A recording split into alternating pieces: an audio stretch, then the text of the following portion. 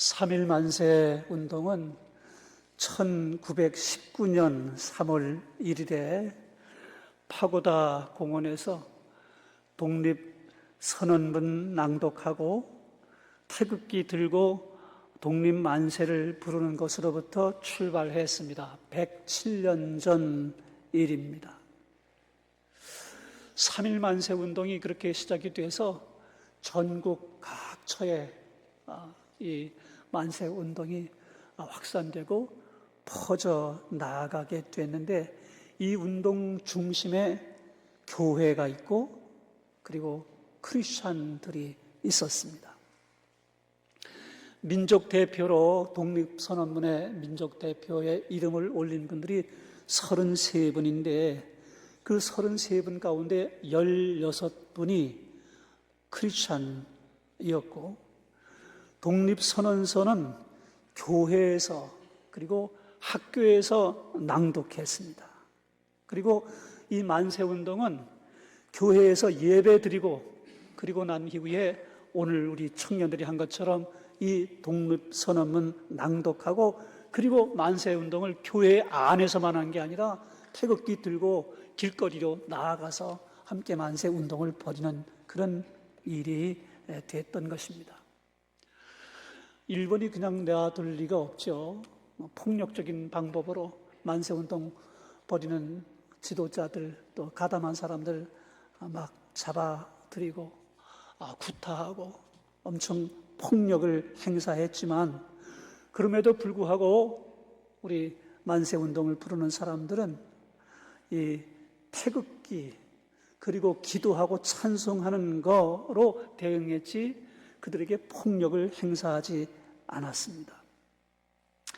오늘 우리 선도 형제가 처음 시작한 이 독립선언문의 내용에 보면 5등은 자의 조선의 독립국임과 조선인의 자주민임을 선언하노라, 이런 표현이 나오는데, 이게 옛날 우리 고어에 해당하는 한글이고 한자어를 그대로 인용해서 쓴 말이기 때문에 이 5등이라는 말이 나와 등등의 사람들은 그런 뜻이에요. 그래서 우리는 그 말이고, 조선의 독립국인가, 이것은 우리 조선의 독립국임과 조선인이 자주민인 것을 선언한다라는 그런 선언으로 시작합니다. 이건 정치적 선언이 아니라 하나님 앞에서 인간의 존엄을 선포한 신앙 고백이고 대한민국의 독립을 요청하는 선언이었던 거예요. 3일 독립만세운동 하면 제일 먼저 여러분 누가 머리에 떠오르세요? 유관순 열사죠. 유관순 열사. 제 국민학교 시절에는 유관순 열사라고 부르지 않았어요. 유관순 누나라고 불렀어요. 근데 이제 세월이 많이 흘려서 107년까지 그러다 보니까 이 유관순 누나도 연세가 많이 들으셔서 이제 할머니가 되신 상황이 됐는데, 뭐 누나라고 부를 수 없으니까 이름을 이제 열사라고 부르게 됐어요. 열사. 이 유관순 열사의 생가가 천안에 있잖아요. 병천에 있는데, 이분이 옥중에서 있는 동안에 찬송가 338장을 자주 불렀어요. 338장은 내 주를 가까이 하게 함은 십자가 짐 같은 고생이나 라는 찬송입니다. 모진 고문 받았잖아요.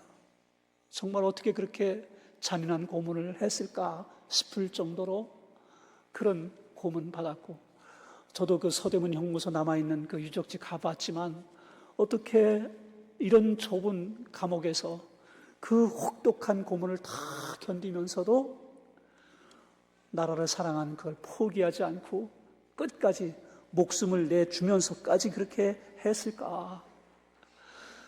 나라를 사랑하는 애국정신뿐 아니라 하나님 앞에 믿음을 가진 신앙의 고백이었기 때문에 그게 가능했던 거죠.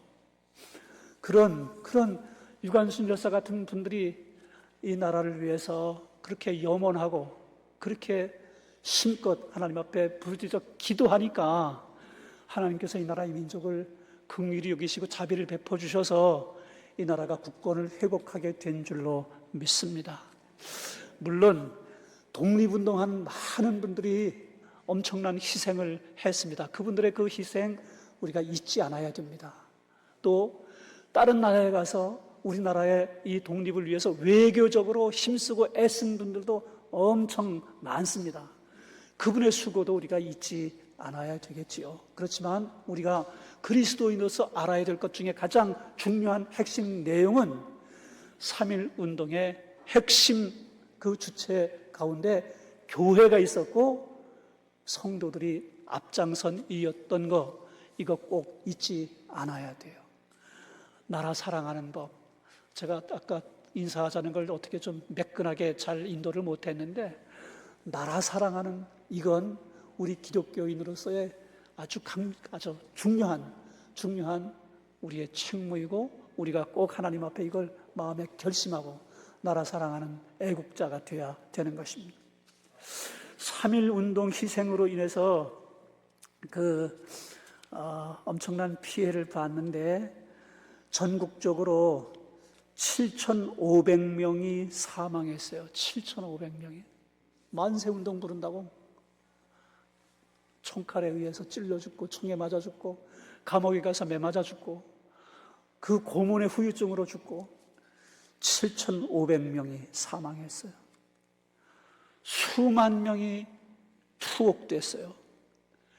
교회가 파괴되고 학교가 폐쇄됐어요.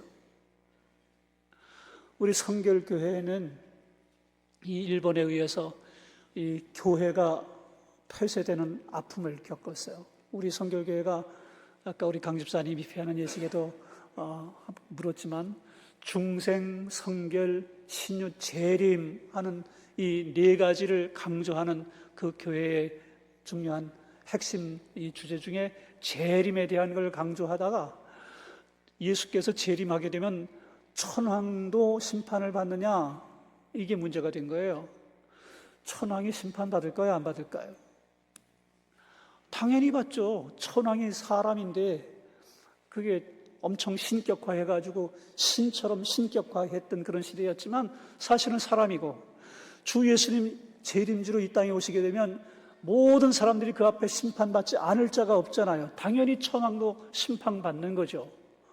그러니까 일본이 자기들이 신으로 섬기는 천황이 심판받는다 하는 그런 재림교리를 가르치는 성결교회를 놔둘 리가 없는 거죠. 그래서 교회를 폐쇄시키게 된 거고, 강경교회라고 하는 강경성결교회, 여러분 아마 거기 가본 분들도 계실걸요? 거기서부터 이 신사참배 운동을 시작하고, 신사참배 반대 운동을 시작하고, 이런 일들 때문에 성결교회가 큰 고통을 겪었습니다. 그러나 그럼에도 불구하고 물러서지 않았죠.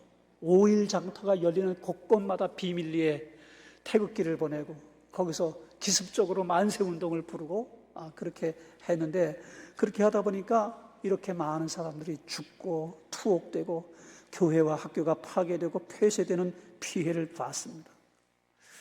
히브리서 11장 35절에 보면 믿음의 사람들의 그 영웅스러운 믿음의 사람들의 이야기를 하면서, 그 사람들이 그렇게 한 이유가 뭐냐, 더 나은 부활을 얻고자 하여 구차히 풀려나기를 원하지 아니했다라는 말씀을 기록하고 있는데, 이 나라를 위한 그 만세운동, 애국운동에 나섰던 이들의, 이 크리스찬들의 그 마음도 이 성경에서 말씀하고 있는 신앙의 위인들과 별반 다르지 않았던 것입니다.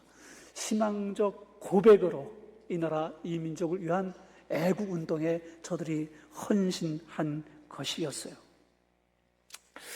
아마 저도 그렇지만 3.1 운동에 대한 이런 부분들이 이미 다 오랜 시간이 지나가고 난 다음에 전해 들은 얘기가 되다 보니, 우리 젊은 청년들 가운데 그 옛날적 얘기를 지금까지 오늘 우리가 이걸 꼭 기념해야 돼, 이렇게 생각하는 젊은이들이 있을 수 있어요. 그런데 이것은 우리가 자자손손 잊어버리지 않고 기억시켜야 되고, 이 운동을 계승시켜 줘야 될 교육이에요. 이스라엘 민족을 향해서 구약 성경에서부터 신약에 이르기까지 계속해서 반복적으로 나오는 이야기가 뭐예요? 출애굽에서 애굽 땅에서 출애굽하게 됐던 그 일, 하나님께서 그 애굽 땅에서 너희들을 구원해냈던 그거를 잊지 말아라. 그걸 잊지 말아라. 그걸 아주 반복적으로 얘기하죠. 반복적으로. 하나님께서 너희를 구원해줬던 과거의 그 은혜를 그걸 기억해라. 그걸 반복적으로 계속해서 강조하고 있는 걸 볼 수 있어요. 우리나라의 경우도 마찬가지예요. 우리나라가 과거에 힘이 약했을 때, 아무것도 잘 모르는 그런 어려운 그런 암흑기에 있게 됐을 때 나라를 빼앗겼던 그 상황 가운데에서 이런 많은 독립지사들, 또 크리스찬 성도들의 이런 힘든 그 헌신과 수고를 통해서 나라가 다시 회복되고 국권을 다시 되찾을 수 있게 됐던 이 일을 우리 자자손손 대대에 잊지 않고 기억할 수 있도록 전해주는 그런 일이 꼭 필요하다는 거죠. 이 3.1 운동을 통해서 우리가 기억해야 될 건 세 가지인데, 첫 번째는 진리 앞에 침묵하지 말아야 된다는 거예요. 불의와 거짓과 부패 앞에서 침묵하지 말아야 된다는 것이고, 두 번째는 분열이 아니라 화해를 이루는 신앙을 갖게 해야 되겠다라는 교훈을 얻어요. 3.1 운동의 핵심은 하나됨입니다. 교회와 학생과 농민과 상인이 모두가 다 하나가 되었습니다. 기독교인들이 16명이지만 불교 대표도 있고 천도교 대표도 그 안에 있고 각 분야의 지도자들이 다 함께 대한민국을 독립하는 그 일에 다 함께 일치한 마음을 갖게 됐어요. 오늘 우리나라의 현상은 너무 안타깝게도 온갖 여러 가지 이유로 사분오열되어 있는 상태에 있습니다. 이 교회가 앞장서서 이 문제 해결해야 돼요. 하나님 앞에서 성경 말씀의 교훈을 바르게 가르치고 이런 여러 이유들로 인해서 갈라지고 나뉘어진 이 모든 부분들을 함께 치유하고 화합하고 하나로 만들어내는 일, 그걸 우리 모든 성도들이 해야 될 사명으로 알아야 됩니다. 마지막 세 번째는 이미 말씀드린 것처럼 3.1 운동 그 모르는 이 젊은 세대들에게 역사의 교훈을 잘 가르쳐서 기억하고 잊지 않게 전승시키는 거, 이거 우리가 잊지 않고 꼭 해야 될 중요한 사명입니다. 우리 모두가 이 아침에 이것을 마음에 새길 수 있는 주의 성도들 다 될 수 있길 주의 이름으로 축복합니다. 아멘.